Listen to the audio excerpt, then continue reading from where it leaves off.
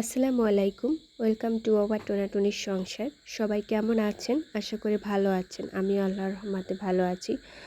তো অনেক দিন ধরেই ব্লগ শেয়ার করতে পারছি না, অনেক ব্যস্ততার ভিতর ছিলাম। তো আজকে একটা ব্লগ নিয়ে আসলাম।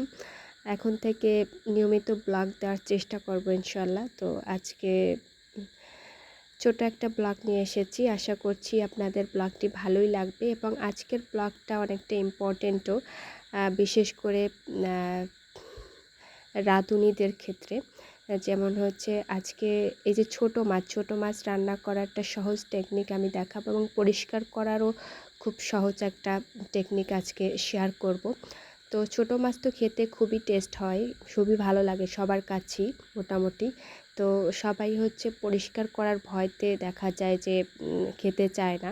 তো আজকে আমি তার জন্যই হচ্ছে সহজ টেকনিকটা নিয়ে এসেছি, কিভাবে সহজেই পরিষ্কার করা যায়, একদমই ঝামেলার নয়।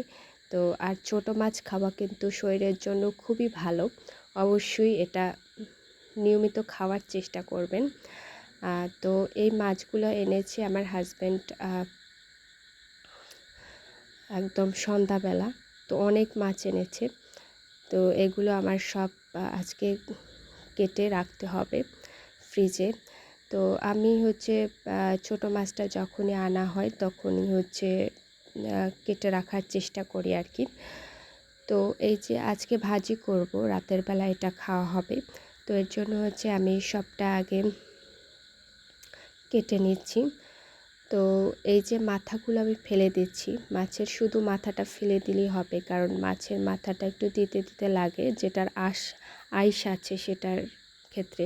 এ দুটোই হচ্ছে পুঁটি মাছ, একটাকে বলা হয় চেলা পুঁটি, আর একটা কী বলা হয় জানি না, যেটার শরীরে আঁশ নাই সেটাকে মূলত চেলা পুঁটি বলা হয় বোধহয়, হ্যাঁ। আর ওটা কী পুঁটি আমি জানি না, অনেকে বলে তিত পুঁটি, মানে একটু তিতে তিতে লাগে মাথাটা, তার জন্য আর কি।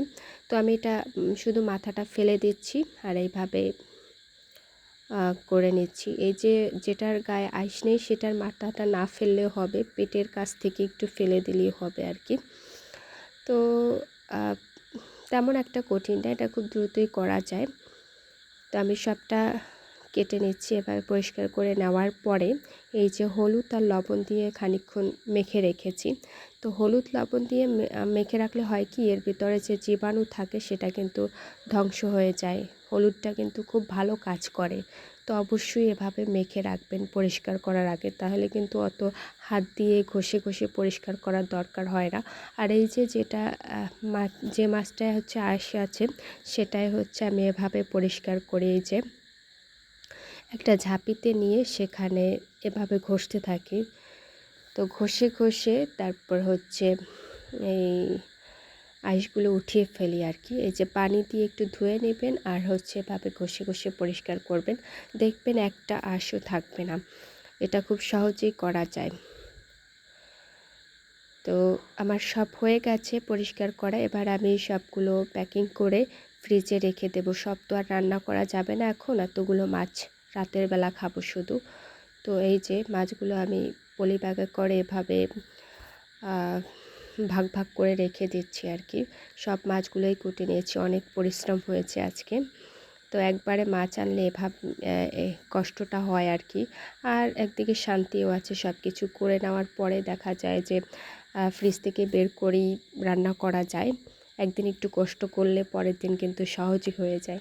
তো আমি মাছগুলো এভাবে, যেটা আমি আজকে রান্না করব সেটা এভাবে হচ্ছে হলুদ লবণ, এখানে হচ্ছে রসুন জিরে বাটা আর কাঁচামরিচ পেঁয়াজ দিয়ে এভাবে মেখে নিচ্ছি। তো মেখে নিয়েও কিন্তু আমি অনেকক্ষণ রেখে দেব, দেখা যাবে যে আধা ঘন্টার মতো তো ম্যারিনেশন করেই রাখবো। তারপরে হচ্ছে আমি তেলের উপরে এভাবে ভাজি করব। একদমই পানি অ্যাড করা যাবে না, তবে কিন্তু খেতে একদমই ভালো লাগবে না। অবশ্যই এভাবে পানি অ্যাড না করে মুচমুচে করে ভাজি করবেন, তাতে দেখবেন যে খেতে এত টেস্ট হয়, বারবারই আপনাদের খেতে ইচ্ছে করবে এটা। অনেকেই দেখেছি এটা মানে পানি দেয় আর কি। তো পানি দিলে কিন্তু একদম টেস্টটা নষ্ট হয়ে যাবে, এদিকটা খেয়াল রাখতে হবে। তো হালকা আছে এভাবে সুন্দর করে ভাজতে হবে। তো কালারটা যে কি সুন্দর এসেছে তাই না? দেখলেই মনে হয় যে একদম মনটা ভালো হয়ে যায়। আমার এখানে হলুদ আর এই যে কাঁচামরিচগুলো একদম সবুজ দেখে কিন্তু বেশ ভালো লাগছে। এই যে হয়ে গেছে আমার, এভাবে মুচমুচে করে ভেজে নিয়েছি টাটকা করে। তো এইটাই আমার ছোট মাছের ক্ষেত্রে আমার এভাবেই খেতেই বেশি পছন্দ। তো এই যে খেতে বসেছি, এখানে নিয়েছি। মাছটা এত স্বাদ হয়েছে কি বলবো, বলে তো বোঝানো যাবে না। তো আমি খেয়ে নিচ্ছি। তো আজকের ব্লগটি হচ্ছে এই পর্যন্তই, আজ আর বাড়াবো না। খুব ছোট একটা ব্লগ, ভালো লেগে থাকলে অবশ্যই লাইক, কমেন্ট এবং শেয়ার করবেন। তো আর ছোট মাছ মানে হলে অবশ্যই এভাবে করে একদিন খেয়ে দেখবেন। ভালো থাকবেন সবাই।